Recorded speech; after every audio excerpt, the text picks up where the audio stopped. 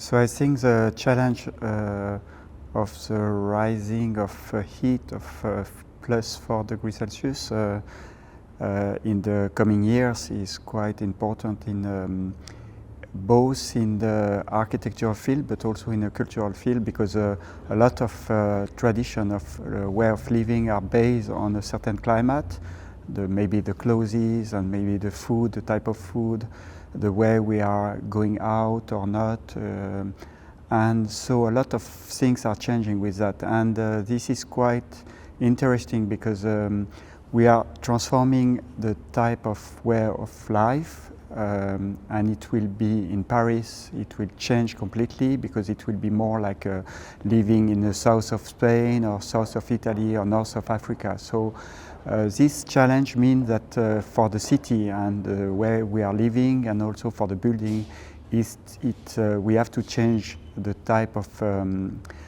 how we are building architecture, how we are making decision for example, for the facade, for the type of material, for the type of form of the building, and because it's in a certain way, the architecture will be like tropicalized or Mediterraneanized by this change, and the city will change in the coming years.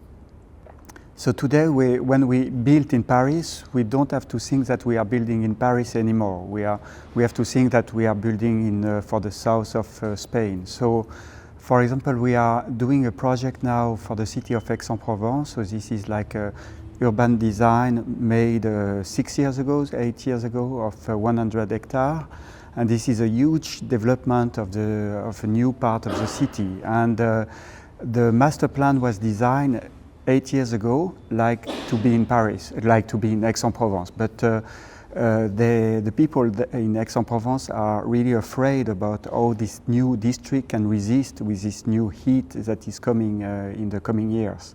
And so they ask us to redesign this district with the idea that the temperature will completely change. And so, for example, before we were building, we were blocking the cold wind on the north. So the house or the block of a city were closed on the north and open to the south. And maybe today we have to change that. We have to open to the north to let the wind coming from the mountain, the cold wind coming from the north, going inside the district in order to cool it during the summer. And maybe the orientation of the building to the south is no more the good one. Maybe we have to move the orientation more to the east. And if you look to Tunisia, for example, you have this type of solution. For example, the city of Nefta is in the desert, in the Sahara Desert, and there is a kind of in the desert there is a crack in the mountain, and so some water are going out. It creates some freshness with trees, and all the streets are oriented to that in order that the cold air from the water can go through the city, and so the line of the street are parallel to the wind, and then in the other direction the streets are closed in order that the warm wind cannot go inside. So this is this type of solution. And also in Tunisia, for example, the best orientation is east and no more south or west, because this is the most warmer orientation. So this is how we have to change now when we are doing something, and this is what we are proposing to Aix-en-Provence, to change this type of decision at the urban scale and also at the architectural scale. For example, the building were built in stone outside, but the stone is not a good decision because it absorbs all the heat during the day, and then it releases during the night. So it's super hot when you go to the bed during the night, it's super hot. So it's better to have a material with no thermal inertia outside, and then to have thermal insulation, and then to have the thermal mass inside in order that you can cool during the night inside the building, and then it releases inside during the day. So there is some change of architectural decision with this global warming. So if we want to design really facing this global warming, we have to understand that it's quite simple. The way we can get some energy or some heat or lose heat or energy is through 4 climatic phenomena. It's through conduction, convection, radiation, and evaporation. So there is only this one. Then after, inside each of them, there is some small detail. But for example, how to cool by convection. So this is like when you blow, when you let the air. So by convection, for example, you create cross ventilation inside the building, and also we have to think that the hot air is more light than the cold air, so there is some opening at the top of under the ceiling, or there is some oculi, to let the air going out, like in the Panthéon, or like in a lot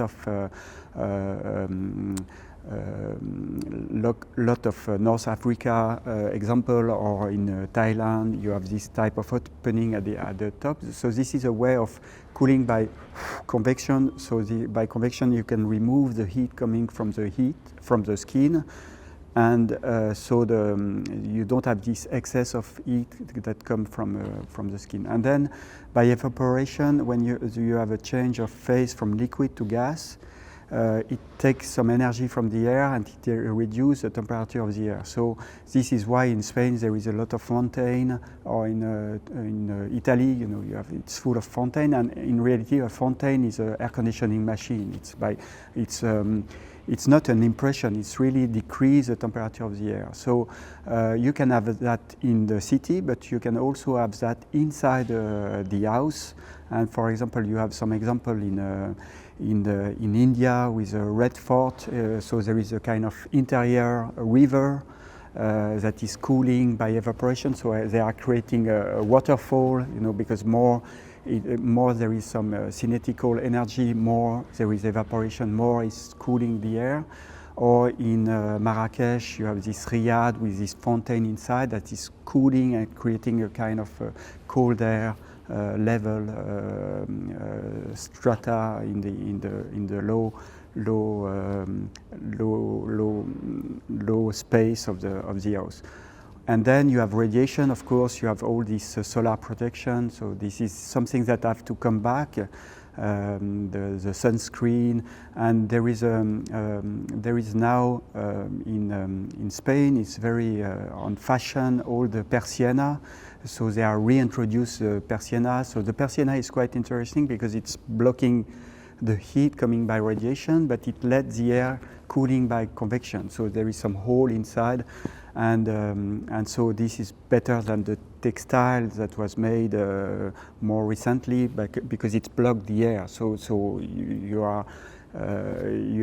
we know in Switzerland, because there is now this problem too, and they want to block the sun, but blocking the sun, you block the air. So there is some conflict with that. And then by conduction, this is all this troglodyte housing you can find in Tunisia or in Italy or in Spain. You go in the underground, and you can find that if you go below the ground at 5 meters, you find the average annual temperature of the place. So it means if it is 40 degrees in the summer and 0 degree in the winter, so underground it's 20. So it means by going underground, or by taking the air by geothermal cooling, like the Puy Canadien, you can go with the air in the underground, so you can bring this freshness during the summer. So this is real tools for doing architecture, and we have lost this type of knowledge, during the 20th century, because we have fossil energy, and fossil energy give radiator, give air conditioning, and so we completely lose the idea that architecture was designed to challenge and to use this type of phenomena for designing things. So this is what we are bringing back with this Biennale in Versailles. Yeah, so for the Biennale of Versailles, from the Biennale of the Région Île-de-France. So we are looking to some before air conditioning solution, because we know that, of course, in the future we can cool and use more air conditioning, like it is already in Italy or in Spain. But we know that the energy will be not so easy. Maybe there is some geopolitical trouble, maybe because a lot of energy are not local, so it can become difficult to get the energy. And also there is a crisis of resources because a lot of energy are not renewable. So it means that we have also to look to a solution for designing buildings and cities without depending of energy of too much energy. So we have to use more a kind of passive strategy, and this is why we are looking back to this vernacular architecture. But this is maybe not only vernacular architecture; it can be a high-level architecture, but before air conditioning. And this is really interesting to analyze this type of architecture with a climate point of view. Maybe it was more, in the 70s, it was more looking to that from maybe more like a material point of view, or maybe more from a non-industrial material point of view. But now to analyze that to see what type of solution, climatic solution, was implemented in this type of projects is really interesting. And for example, I can just give an example of the Pantheon in Rome, because I think it is quite evident when you look to that. When I was student, I always look at that building like kind of because you have this in Rome, this Pantheon with a hole at the top, and you have the light that is coming there.